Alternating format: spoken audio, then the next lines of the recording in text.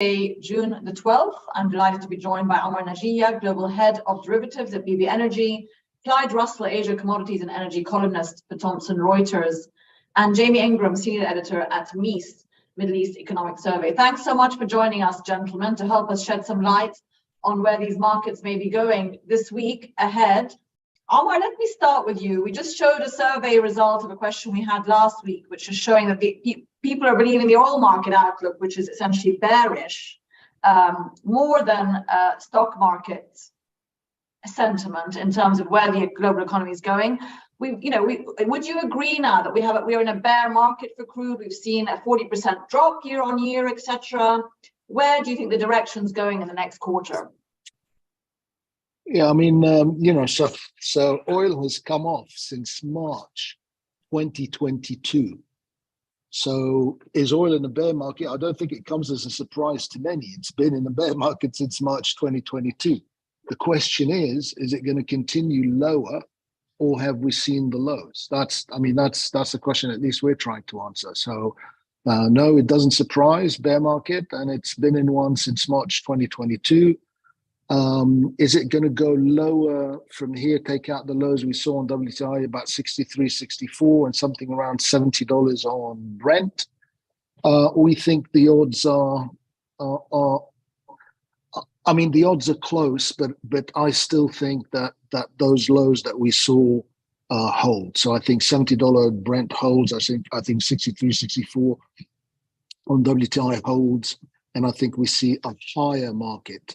So I think we see a trend change rather than break those lows and continue on the downtrend that's been a year and 3 months in the making. Okay, so Clyde, would you agree with that? I mean, that means that Amar's saying he kind of believes OPEC's story of, yes, OPEC's cutting to support prices in the interim, but its forecasts are still bullish for the second half of the year, as is the IEA's. But then we have Goldman Sachs headline today saying they're revising their demand growth outlooks again downwards. So, we're really stuck in this yo-yo, aren't we, at the moment? Yeah, it's actually quite an interesting market. If you actually look for the last few months, in fact, pretty much the whole year, oil's been in a sort of broad $70 to $90 range, if you're talking Brent, and spent more of the time around 75 than it has above 80. It briefly got up close to 90, almost got below 70, but didn't. So basically, you're looking at a fairly narrow range. Now, what has actually happened to keep it in that narrow range is basically OPEC Plus, and now lately the Saudis acting unilaterally, they've been working very hard to keep it above 70. So you'd argue that all this cutting of production, all that it has achieved is it's kept the price above 70. My own feeling is that if the world is heading towards a recession, and certainly the economic indicators that I like to watch, like purchasing managers indexes and things like that, certainly suggest that things are going to get worse before they get any better.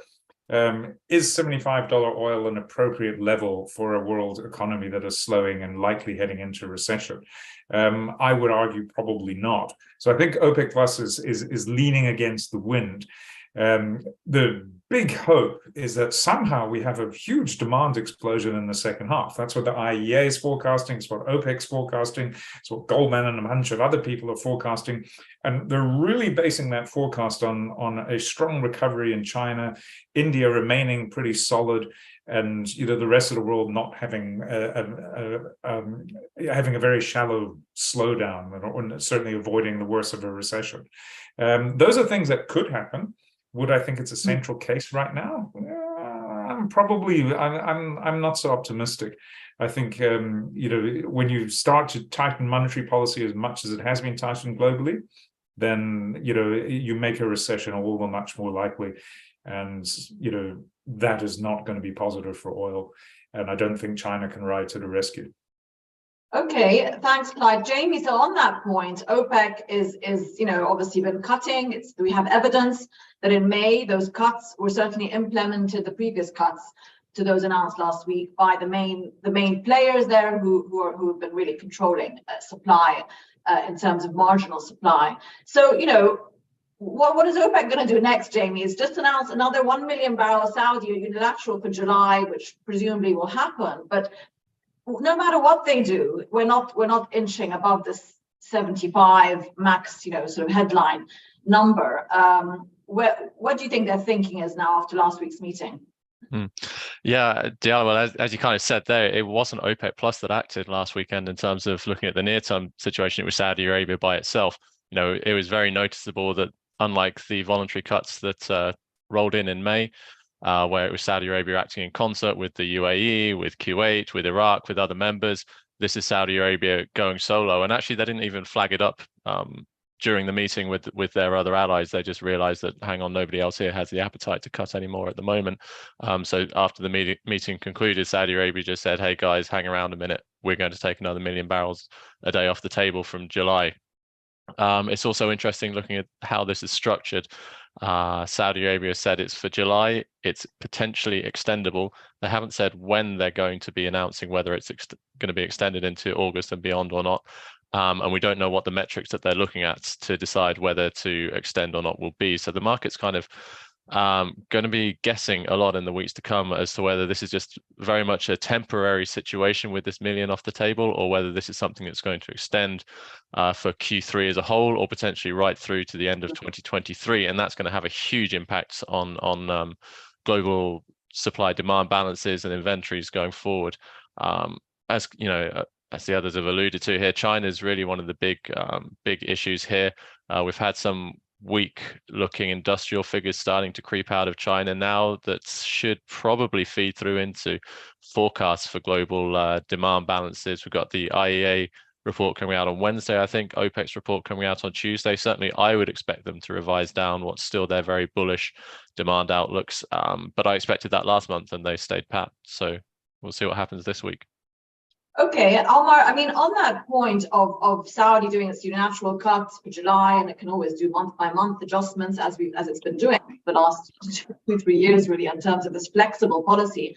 But the other thing that the meeting last week concluded was that the previous cuts that had been announced in the last few months will be extended likely into 2024. That was another little sort of subtle hint at, where we'll hold that sort of as an option. Did that make any difference to market sentiment, and would that, in terms of looking beyond the next 6 months? I think basically if people are going to look at the wording of OPEC and what exactly they say and what exactly they do, maybe I really don't have time for that kind of stuff. So I think basically the general thing is OPEC are there to defend the price, okay? Now, what price, how long are they going to go extend? Are they going to $70, 63.75? I don't know. But basically what they're telling you unequivocally is we're going to defend the price. And if you want to sell, then we're threatening you with quote unquote ouching, okay? I definitely don't want to ouch. So basically I'm not going to be selling. I'm looking for somewhere to buy something to at some point buy this market.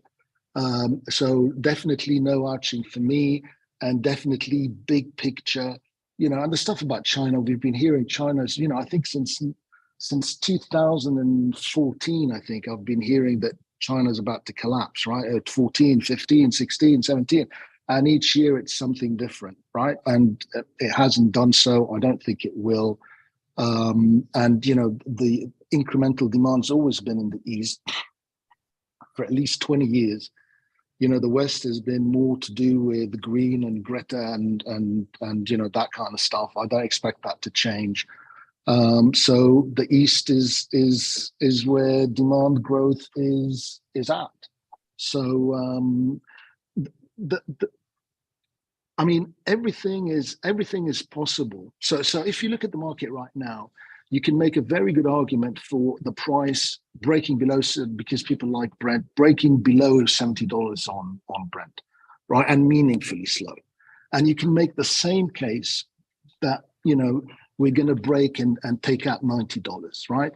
The question is, if you have money to allocate, which one is a better bet? Right now, it seems to be that $90 is a better bet, simply because, first of all, the market is already short. People, hedge funds are very short the market. And second of all, it seems to me that maximum pain is going to be to the upside. So in other words, if the market starts to tick up and everybody says, it's, China, I don't know what, economy, blah, blah, blah, and the market keeps ticking up, they're going to start to panic and they're going to start screaming buy to cover their shorts at any price. So that's why I think on the balance of probability, I think this market heads higher. I think basically maximum pain is to the upside. I think if they panic, they're not going to sit there and say, the price is this, it should be this, we're just going to wait. No, they're going to start screaming and they're going to be told, close your positions, shut, take your loss, and the price is going to woof to the upside. That's what I think. Admittedly, it's a close call, but I'd much rather be long rather than short. Okay. Clyde, I mean, on the point of again, just sticking to OPEC, but more broadly, we have a bulletin on our bulletin, an article today saying that US crude exports could benefit from the additional cuts that OPEC keeps adding. Do you think that's the case? Do you see that dynamic changing? Are US exports going to be impacted by that, or OPEC? Is OPEC's demand security secure, if you like, into Asia and elsewhere? Well, I think we can already see quite a few interesting things happening in this space. When you get quite a good idea of US exports to Asia quite far in advance because of the shipping time. So we already are looking at July US exports into Asia at a record high, something north of 2 million barrels a day. That's obviously being incentivized by WTI being slightly cheaper, but it also is basically, the Middle East oils, the official selling prices, they've been actually raising them against the benchmarks rather than cutting them. And they've been taking output off the table as well. So Asian refiners are very happy to turn to US crude if they can, and if it's at a reasonable price. I think you also got to look at the Chinese. They are continuing to buy huge volumes of Russian crude. They've been upping, as far as we're aware, their purchases from Iran as well.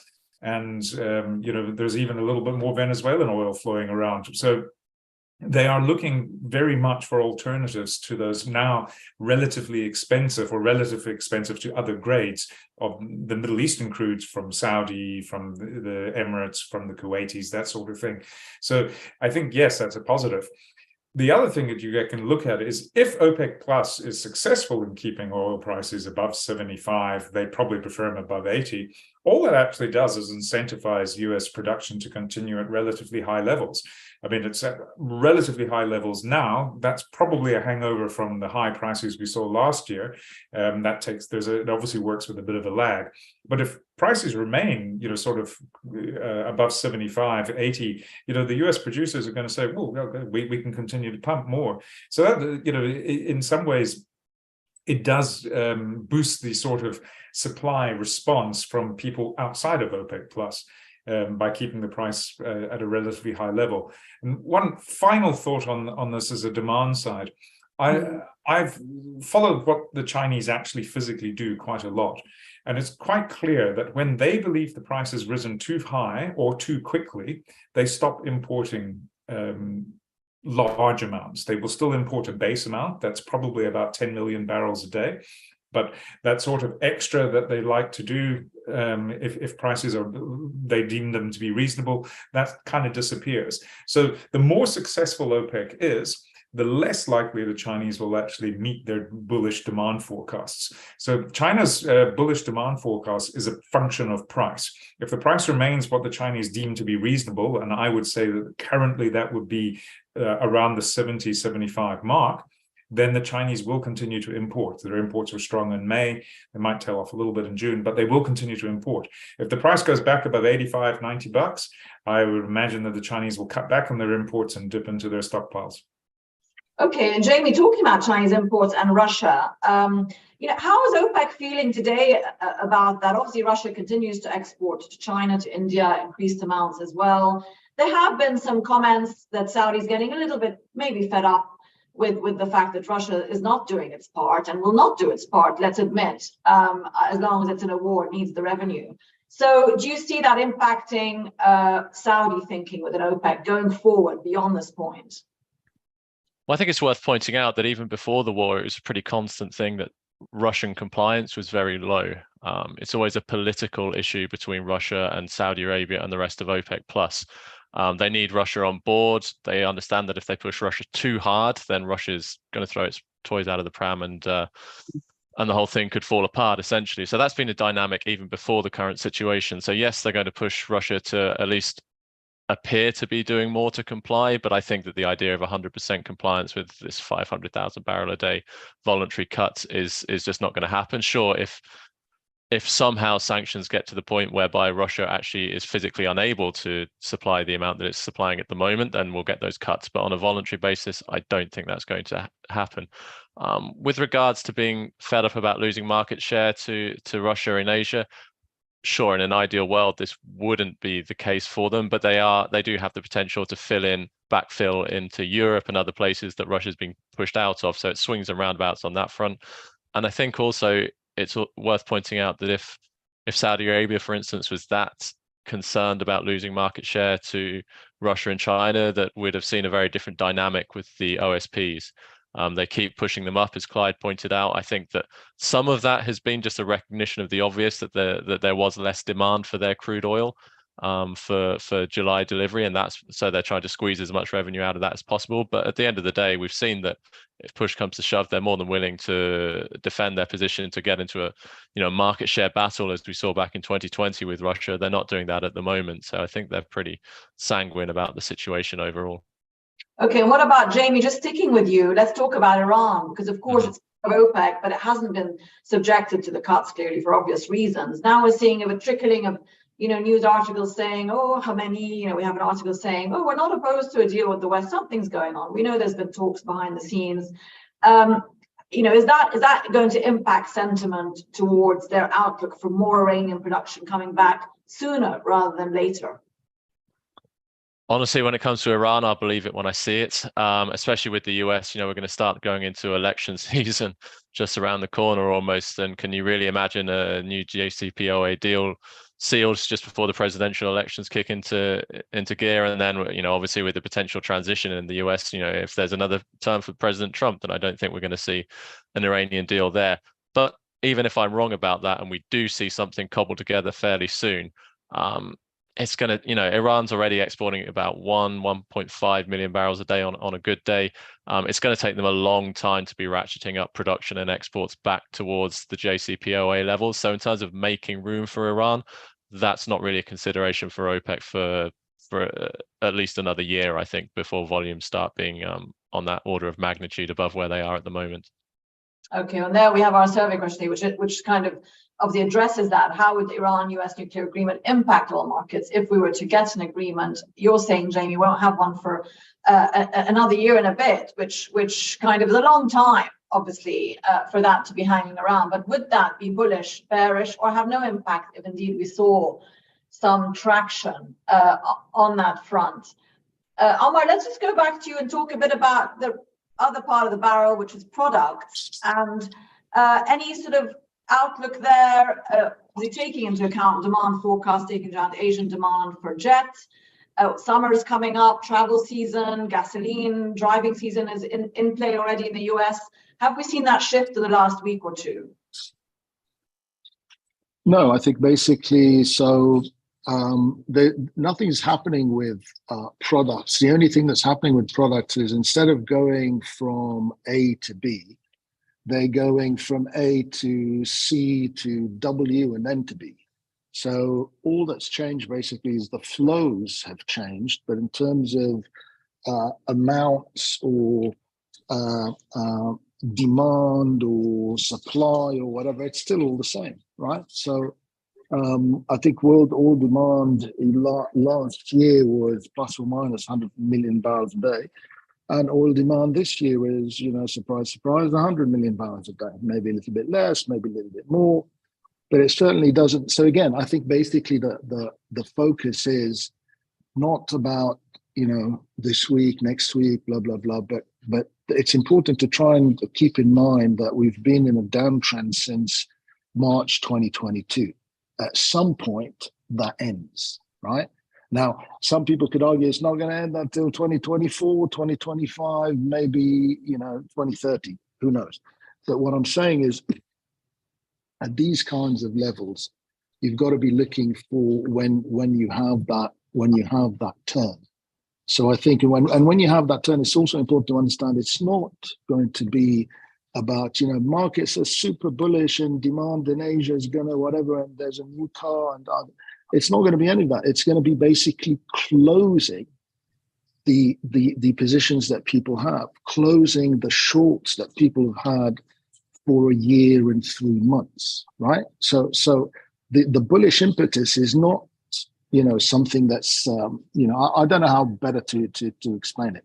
The bullish impetus can be simply closing bearish positions. Okay, they're not necessarily being too long. Clyde, on that front of products, what's the latest with Chinese sort of product exports, quotas there? What the indicators there that give us obviously how demand is doing domestically and how perhaps regional demand is doing? Well, I mean, we did see a massive increase in their product exports in the first quarter. They're still fairly high, but they are starting to taper down.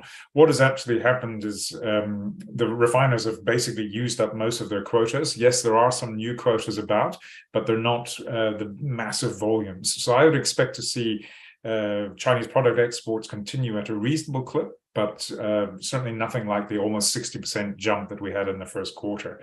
It was a very simple economic win for the Chinese to stimulate the economy. They wanted growth, they wanted it fast, buying in crude, exporting products, making a nice profit, especially if you were exporting Russian crude as products, was an easy win for them.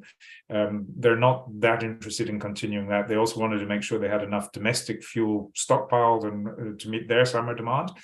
We haven't actually seen a huge amount of diesel demand. So if there are product exports from China, it's most likely to be in the diesel. We have seen the margin for diesel fall quite sharply in Asia. So that's kind of the dynamic we have at the moment. But it's one of these things that can change very quickly. If the Chinese decide they want more stimulus in their economy, or they see an opportunity to make money, then they'll be quite happy to import crude and export products. But at the moment, I expect that to taper off, which is another reason I'm not so super bullish on Chinese oil imports, because I expect that they'll be exporting less product. Okay, Jamie, let's talk a bit about macro policy. Let's think, and how that might be impacting thinking as well. We had our survey question from last week that we showed about equity versus oil sentiment. Equities are sort of flying high at the moment because of, some bullish stocks maybe. But in terms of Fed policy and how that might be impacting thinking, of course, we don't know which way it will go. A lot of people are saying it might skip the next rate rise, but who knows, it'll start to taper back. It's very 50-50 at the moment, the sentiment there. And there is a big meeting this week of us coming up. So any expectations there from the market, any sort of things that are built into prices from that? I think, as you say, expectations seem to be leaning towards the Fed staying put for this month and skipping a rate rise. Although, if it's going to go one way, it's going to be up rather than down.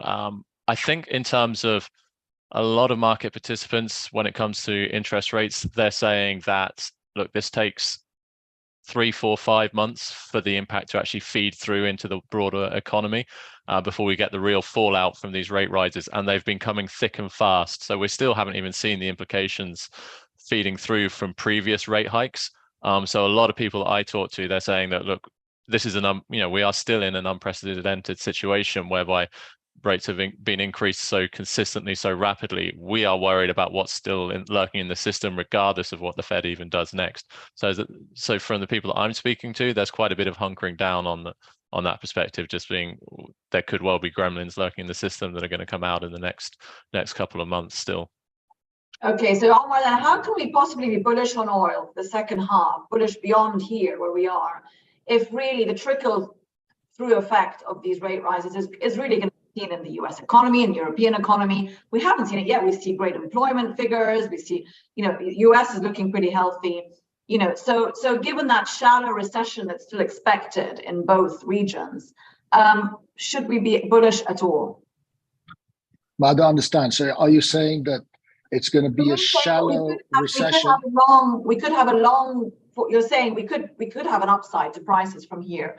All right. Yeah. But how can we believe that if if we believe the other story, which is that the Fed is still going to raise rates, and also that what they've done so far still hasn't really hit the economies yet, and it's going to. Okay, well, And I mean, demand. so two parts. So the US economy, if you measure it by the S&P, has been going up, right? So then by that analogy, oil should go up because the S&P is rising. So nobody has a problem believing that, right? Because S&P is going up, so oil can go up. But the S&P can't go down and oil go up because that's a no-no, okay? So if you look and you go and you put a chart up and you look and you go back to whenever it is, starting 2008, go forward, you will find 3 instances at least in which basically oil has either gone vertical and the S&P has gone vertical the other way, or the S&P has gone up vertically and oil's gone vertically the other way. Yeah, so you have 3 instances. So at the end of the day, it's not about, there is no kind of correlation between the S&P and oil. And if you want to measure the US economy, blah, blah, blah, then tell me what that is, because it's not a number and you can't really relate it to oil. Can the S&P and oil move in different directions? 100%. Can the US dollar skyrocket and oil go up? 100%. Can they go both lower together? 100%. So there is no kind of statistically significant correlation between the S&P and oil. And that's a fact. Now, some people can believe it, some people can't, and that's up to them, and that's fine. But there is no statistically significant correlation between the S&P and oil, and that's what I understand to be the US economy, or a measure of it, the S&P. If it's measured another way by, things are bad and they are, then I can't measure it. So. Okay, you mentioned, Omar, just sticking with you mentioned the US dollar. We've seen it kind of gain some support in recent days, let's say. Any outlook for that in terms of what it might be testing, up or down? Yeah, so I think the US dollar will get from where it is right now to maybe something around 108% is measured by DXY. So currencies are measured against other currencies. So the dollar index, the strength of the dollar against the other currencies that it trades against, we think will go up from here, probably towards 108, which would mean that the euro falls somewhere towards 103, GBP falls somewhere towards 105, but that's all kind of nuance. The big idea is the dollar is going to basically be sold off from where it is now, over 100, 104, 105, 108, all the way down to sub 89%, which will mean that the euros will see new highs, that GBP will see new highs, and that's over a very long period of time. If you look at the dollar index, the strength of the dollar, it's been rallying for about 12, 13 years. So it at least needs to correct that, which means that it's this kind of weakness in USD and strength in the pound and sterling is going to last for not weeks, but years, maybe like 2, 3, maybe I don't know how many, but a long time. Okay, so buy your euros now if you can, or whatever else other currency. There's just our survey result. No one thinks it's going to be bullish, which is not surprising. Bearish 60, no impact 40%. That's quite a big percentage for no impact at all if it were to come to the fore. But I suppose people are skeptical as to whether we're going to see any progress there. Clyde, I will go to you for the last thoughts today. And in the context of the US dollar comments Omar just made, but give us a bit of your view on Asia, other commodities, commodities outlook, demand for Asian commodities, in terms of what those are showing us about industrial demand, etc., beyond energy, if you like, products. Well, it's quite interesting. The one I always look at most often is iron ore. And, again, that's a very China-dominant trade. It buys 70% of seaborne iron ore. We're still seeing fairly solid volumes, but we're starting to see a bit of price pressure. It's one of those weird things that bad economic news sometimes actually causes iron ore to rally, because everybody believes Beijing's going to go and stimulate the economy more than it already is. So I think that kind of brings us down to that sort of thing of China has had a sluggish recovery, an uneven recovery from its after it ended its COVID lockdowns. And that's sort of still continuing. There's still optimism out there that they will, manage to stimulate the economy and get things going again. I would be very cautious about betting against China. They have a quite good track record of doing this, but there's still other things that is beyond their control. So like their manufacturing exports, if the world does have a recession. So for me, it's all very finely balanced at the moment. We're starting to see some areas of pressure, iron ore, copper, those are not looking that good.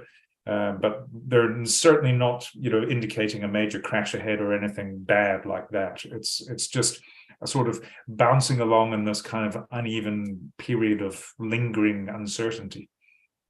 Okay, well, we'll finish on that. And that seems to be the theme of the moment, is there's this lingering uncertainty with things pretty much in the balance, despite the fact that OPEC's making moves, etc. But thank you so much. We've run out of time today, gentlemen. Thank you to Jamie, Clyde, and Almar for joining us today for the week ahead. Thank you. Thank you. Thank you. Thank you. Bye.